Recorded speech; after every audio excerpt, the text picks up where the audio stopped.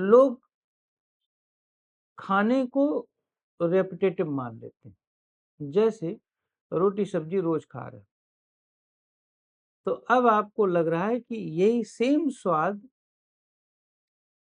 आप प्रतिदिन खा रहे हो, तो आप जल्दी-जल्दी निगलने लगते हो उससे, स्वाद नहीं लेते, क्योंकि स्वाद आपको लगता है कि ये सेम है।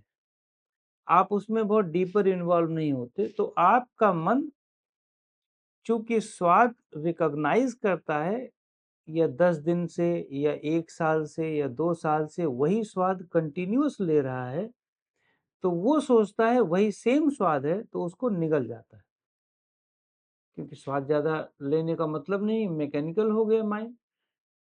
तो सामान्य लोगों को इसीलिए खाना बदलना पड़ता है, स्वाद बदलना पड़ता है। तो नॉर्मली वो विटामिन या मिनरल्स बदलने के लिए खाना नहीं खाते, नॉर्मली वो स्वाद बदलने के लिए खाना खाते हैं। मान लो आज घर का खाना खाया 10 दिन, तो फिर 11वें दिन कहीं रेस्टोरेंट में खाया, तो वहाँ पे स्वाद बदलता है, जबकि खाने की क्वालिटी घटी रहती है। घर में खाने की क्वालिटी बेटर होती है, वहाँ पे खाने की क्वालिटी घट जाती है, लेकिन स्वाद डिफरेंट होता है। तो आप स्वाद बदलने के लिए रेस्टोरेंट में जाते हैं।